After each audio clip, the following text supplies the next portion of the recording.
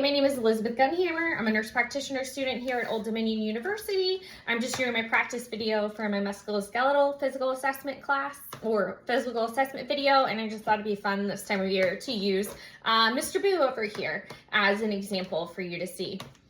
So it always begins with inspection, then you go on to palpation or percussion, and then you move on to range of motion, and then strength, special maneuvers. You're going to do that for each joint, and always make sure you do both sides. So we begin with inspection, which is starting with the upper extremities. So you're going to do shoulder, arm, elbow, forearm, wrist, hands, and fingers. And that's the inspection. And you want to make sure you look at the back of the arm as well, and you want to make sure you do both sides. Then you can move on to palpation, which is you're going to start at the hands. So you would start with the carpo-metacarpal joints, which is like right where the wrist meets the hands. So like right where the wrist meets the hands. You would want to palpate that. Then you can move on to the metacarpal phalangeal joints, which is the first joint in the hands where your fingers are. Then you move on to the proximal interphalangeal joints, which is like the second joint. And then you would move on to the distal interphalangeal joints, which is the third joint on all your fingers, the top one. And just so you know, there is no distal on the thumb on both sides, unless they have some like extraordinarily abnormality or something like that. So after palpation, then you can do range of motion, which range of motion is always going to be extension, flexion, and then some other extremities have some extra ones added on. So extension would be opening the fingers up on the hands. Flexion would be making a fist. Flexion is always bringing it towards the body. Extension is always bringing it away from the body.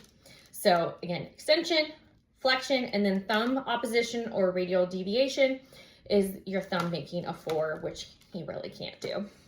So that's range of motion. And then for strength, you would just have them grab your fingers on both sides. And then that's it for the hands. Then you can move on to the wrist. So you want to palpate the dorsal side, which is the top, and the volar side, which is the bottom. And then after palpation, you can move on to range of motion. You want to make sure that their elbows are at their side to take away the elbow movement when you're doing this. So basically what you're going to do is flexion is going to be moving the wrist down. Again, bringing it towards the body. Extension, bringing the wrist up away from the body. And then radial deviation would be the thumb side, because that's where your radius is moving it in medially. And then to move it laterally on the ulnar side, because the ulnar is always on the pinky side, you're going to move it, move the wrist out. So like out, in would be internal. And then, so that's it for range of motion of the wrist. And then for strength of the wrist, you would just put your hand on top, they push up, put your hand on the bottom, they push down. And then you can move on to the elbow. You want to palpate the epicondyles. So the lateral is going to be the farthest one away from the body, and the medial is always going to be the one closer to the body. Then you're going to palpate the olecranon, which some people kind of know as the funny bone, the back of the elbow, and the bursa that's overgoing it. So after palpation, you can then do range of motion, which flexion of the elbow, bringing it towards the body, extension, putting it back out. And then for the elbow, for the additional range of motion, you kind of want the elbows at the side. And then supination would be having the palm up. And then pronation would be having the palm down. So again, supination, having the palm up, pronation, having the palm down. And that's for the elbow. And then you can do strength. And so you would want to have your hand here where the elbow is. They push up, and then your hand on the back of the elbow, they push down. Then you can move on to the shoulder. So you want to palpate the sternoclavicular joint, which is where the sternum meets the clavicle. And then you want to palpate the acromial clavicular joint. It's kind of hard to show on this guy, but it's where the clavicle meets the acromion process. So it's like I said, it's kind of hard, but that's a good description, is where it meets the acromion process meets the clavicle. Some people would, if they have a separation there, it's known as the AC separation. And then after palpating, you always do range of motion, which of the shoulder, flexion, bringing the arm towards the body, extension, having the arm go away from the body, and then it's kind of hard to show on him, so abduction, bringing your arms away from the body, adduction, bringing your arms close to the body, and then you put the arms in a goalpost position, which again is kind of hard with him, but internal rotation, if you have it in the goalpost position, would be internal rotation, bringing the arms down, and then external rotation, bringing the arms back to go away from the body. Again, internal, hands down, external, hands back up. And then for strength, you keep the hands or the shoulder in the goalpost position, have your hand at the top, push up, hand at the bottom of the shoulder, they push down. So that's it for the shoulder. And then after that, you can move on to the lower extremities. And so you can always begin with inspection. So you're going to inspect the hips, the knee, the ankle, and the foot. So the whole lower extremities. And then you begin with palpation. So the greater trochanter, you know, that bony part on the side of the hip that a lot of people can feel, you want to palpate that. And you're palpating the hip at the same time. And then for range of motion of the hip, you can have them stand up. And so flexion would be bringing the leg forward towards the body. Extension, bringing the leg back away from the body. And then adduction, which is kind of hard to show. Adduction is bringing it, you know, midline towards the middle of the body, and then abduction is away. And then for internal rotation, you're going to want to help them. You have the one leg down, you have the one kind of like in the forward position, and internal rotation would be, of course, in, and then external rotation, rotating out. So again, internal, external. And then the strength of the hip, you just have the hand in the front, they push forward, you have the hand in the back where the upper thigh is, and it meets the hip, and they push back. And that's it for the hip. And then you can move on to the knee. You begin with palpating the tibial femoral joint, which is where the femur meets the tibia. And the tibia is always the bone that's on the medial side of the leg, towards the big toe. So if you're trying to know which one's the tibia or the fibula, again, the tibia is the one that's always medially on the side of the big toe. So you're going to palpate the tibial femoral joint, and then you're going to check patellar function. So you put your fingers around the patella and you make sure it can move both ways. And again, you always want to make sure you're doing both sides, and I'm just doing one side just to make it easier for you guys. And then after doing that, you can do range of motion of the knee, which you want them supine. I forgot to mention, when you're doing checking the joints of the knee, and you're checking the patella, and then you're gonna check flexion and extension, so range of motion, you want them in the supine position so their quads are relaxed. So he's in the supine position, and I already tibial femoral joint, palpate that, check patellar function, and then flexion would be, of course, bringing it in towards the body, extension, bring it back away from the body.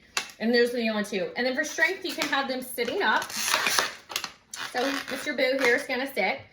And then you put your hand where the knee is, and they push forward, and then your hand on the back of the knee, and they push back. And that's range of motion for the knee. I mean, strength. I'm sorry. I already did range of motion. And then the strength again was pushing forward, and then you put your hand on the back and they push back. Now you can move on to the ankle. So I'm gonna put him in a weird position here so you can see the ankle. And you wanna palpate the epicondyls. That was the elbow. You wanna palpate the malleoli. So of course the lateral malleoli is the lateral side of the foot away from the body, and the medial malleoli is the one towards the middle, so the one towards the big toe on the body. So you palpate those. Then you're going to palpate the Achilles, which is on the back of like the foot where the ankle meets the foot, and you want to palpate the bursa there as well. And then you're going to, so that was palpation. You're going to do range of motion of the ankle. So you want to do dorsiflexion, which is the foot up, and that is the tibial joint. Plantar flexion, having the ankle, the foot pointing down for the ankle, and that is the talar joint. And then you want to test inversion. So inversion is always going in, so that's the foot ankle going in. That's the subtalar joint. And then the eversion, the foot going out, ankle going out, and that's also the subtalar joint. So that's range of motion of the ankle. And then for strength of the ankle, you would want to put your hand near the ankle on the top of the foot. They push up, and then you put your hand on the back of the ankle, kind of on almost on the bottom of the foot, and they push down. And they can be sitting for that. That's fine. And then you move on to the foot. So this is Mr. Boo's foot. So poor guy. You're going to begin with palpating the metatarsal joints, the metatarsal phalangeal joints, which is the top joints of the foot. And then the proximal interphalangeal joints is that middle joint on the foot, on the toes, sorry. And the distal interphalangeal joints are the top joints on the foot. On the toes, sorry, I keep messing that up. But metatarsal phalangeal joint is the top joint on the toes where it meets the foot. Proximal interphalangeal joints is the middle joint on the toes. And the distal interphalangeal joints is the top joint on the toes. And again, your big toe does not have a distal. It only has the two, if that makes sense. And so that's it for palpating. Then you can do range of motion. And so it's going to be toe flexion. So toes, toe flexion is the toes going down towards the body. Toe extension is the toes go back up away from the body. And then you can move on to the spine. So you want to do a lateral view and a posterior view for inspection. Palpation, you want to palpate these extensor muscles. And you want to start at the top and go all the way down. Then you want to palpate and percuss each spinous process. And then you want to do the costovertebral angle percussion, fist percussion, testing for tenderness at the kidneys, the flanks. And then you can move on to range of motion. And so you're going to start with cervical. So it's going to be flexion, which is going forward. Extension is going back. And then lateral bending would be bending the ear to the shoulder, bending the ear to the shoulder, and then rotation would be rotating the head to each side. So to each side.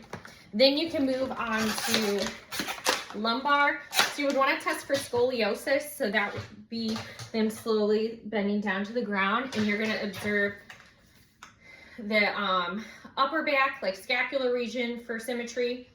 Of course, observe symmetry of the spine as they're bending, and then symmetry at the hips kind of area. And so you're checking all that, and they're slowly bending down to the ground to touch their toes. And then of course, as they're coming back up, doing the same thing. Then you would do flexion, which is bending down. So bending down, extension, bending back, lateral bending, which he really can't do, but bending down on both sides. And then rotation is moving from the spine, not the hips. So you want to keep the hips stationary, so you can always put your hand on their hips. And they're gonna turn this way, turn this way, and then that's it. So hopefully this is helpful. If anyone has any questions, let me know.